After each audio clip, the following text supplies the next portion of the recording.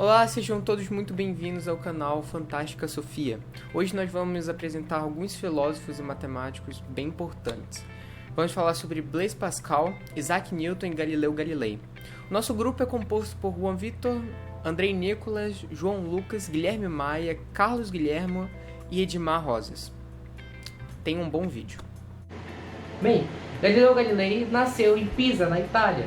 Teve 5 irmãos em 1564. A sua vida foi composta por vários altos e baixos na questão de que área ele seguiria. Primeiro ele quis ser jesuíta, não vingou. Depois quis ser médico, também não vingou. Bem, depois de todas essas faculdades que não lhe renderam um prazer em estudar, ele decidiu seguir pela área de física, matemática, tendo lecionado em algumas escolas, principalmente hidrostática e astronomia. Bom, ele, apesar de ser um grande religioso, ele foi acusado de heresia pela Igreja Católica justamente por contrariar tudo que ela pregava na época. Por exemplo, o heliocentrismo. Ele pregava isso, sendo que a Igreja Católica pregava o geocentrismo. E ele ficou conhecido bastante por esta teoria, que é dessa que falaremos mais tarde. Bem, ele chegou a falecer em 1642, quase cego. Essa condição talvez tenha sido pela sua grande observação pelas manchas solares sem a proteção adequada. Enfim, e esta foi a vida de Galileu Galilei. Dando continuidade, eu irei falar sobre as obras e as invenções de Galileu Galilei. As invenções de Galileu Galilei seriam o relógio de pêndulo, o binóculo, o telescópio astronômico, o compasso geométrico e uma régua calculadora.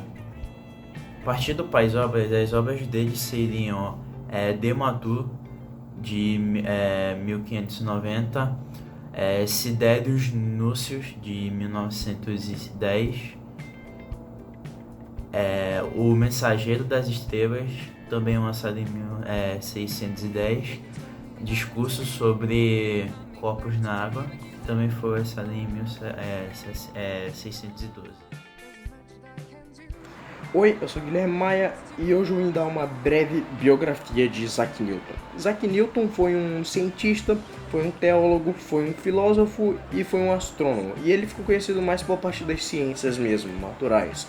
Como foi o caso de um dos seus grandes feitos, que foi as 3 leis de Newton, que é basicamente a lei da gravidade. Ele também fez o telescópio, o primeiro telescópio para poder estudar coisas de uma de suas áreas, que era a astronomia.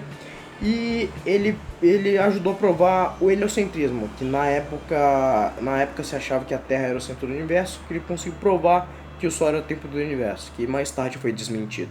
E segundo a Royal Society, o Isaac Newton, com a lei da gravidade em geral, ele foi o maior cientista da época e seus ensinamentos foram herdados até hoje, porque a gente tem conhecimento desses estudos.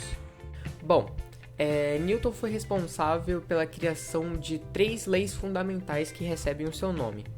A primeira é a lei da inércia, a segunda é o princípio fundamental da dinâmica e o terceiro é a lei da ação e reação. Ele também foi responsável pela criação do primeiro telescópio refletor e que o ajudou bastante na sua observação dentro da astronomia. E ele tinha uma visão de que o mundo e o universo eram um grande mecanismo complexo, que foi criado por Deus e que funciona à base dessas leis naturais, né?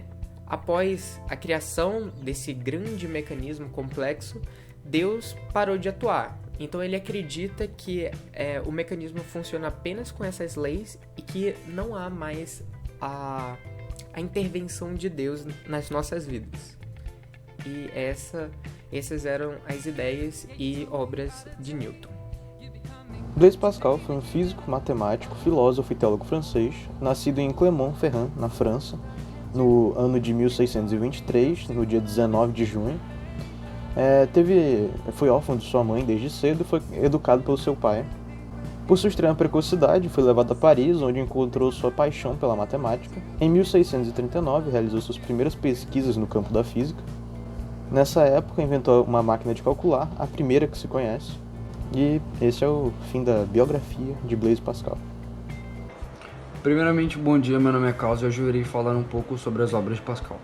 A partir do momento que Pascal crescia, ele foi criando um certo interesse por várias áreas, como por exemplo física, filosofia e matemática.